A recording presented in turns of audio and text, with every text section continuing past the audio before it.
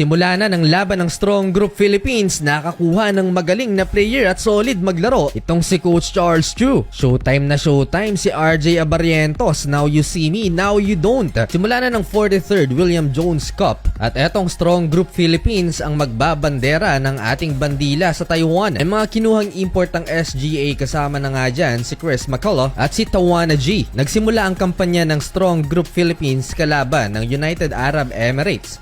Minama lang ni Chris McCullough ang depensa ng UAE. Sanay na maglaro itong si Chris sa Taiwan. Kiefer Ravena to Jordan Heading, nag-hesitate pa, 3-pointer, pasok yan. Tuwang-tuwa ang lefty sharpshooter ng Strong Group Philippines. Well, natapos ang first quarter lamang ng 14 points ang SGA kontra UAE 32-18. Second quarter in control ang SGA. Kumana naman itong si Angelo Kwame at effective ang 1-2 punch nila ni RJ Abarientos. Nagkasunod-sunod ang puntos nitong ating naturalized player sa paint at dito unti-unting lumobo ang kalamangan ng mga Pinoy sa UAE. Tumaba yata masyado itong si Ange Kwame, pero naging advantage pa niya yan para bulihin ng mas malapad na kalaban.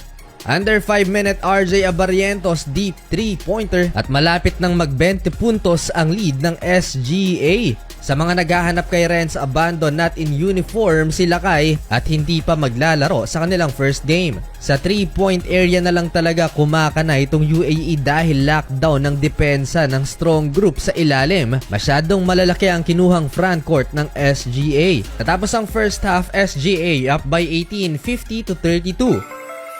Third quarter, patuloy ang pananalasa ng SGA. Hindi nila matapatan si Angelo Kwame sa ilalim. Tas idagdag mo pa ang former NBA player na si Chris McCullough. Pinaghalong mga veterano at mga batang players ang kinuha nitong Strong Group PH led by Kiefer Ravena. Solid din ang coaching staffs ng SGA na pinangungunahan ni Coach Charles Chu at ni Coach Raiko Toroman, ng former Gilas Pilipinas head coach. Well, napatawag ng timeout ang SGA dahil sa biglang pag-init nitong si DeMarco Dickerson, ang naturalized player ng UAE. End of third quarter, 73-57, 16-point lead ang pinangahawakang lamang ng Philippines. Fourth quarter, nagparamdam naman sa opensa ng SGA itong si Dave Ildefonso. Tatlo sa kasama sa lineup ng Strong Group Philippines ay nag-enter na ng PBA draft. Yan ay sina Dave Ildefonso, RJ Abarientos at Kaylan Tiongson. Solid din maglaro itong si Tiongson, mga idol, 6'5 forward, may experience overseas dahil naglaro ito sa Taiwan Pro League. Di na nagrelax pa ang SGA dito sa fourth and final quarter at tuluyan tinambakan pa ang UAE. Umabot pa ng 30 ang kalamangan ng Strong Group, 94-64. Last 4 minutes, pinagpahinga na sila Chris McCullough,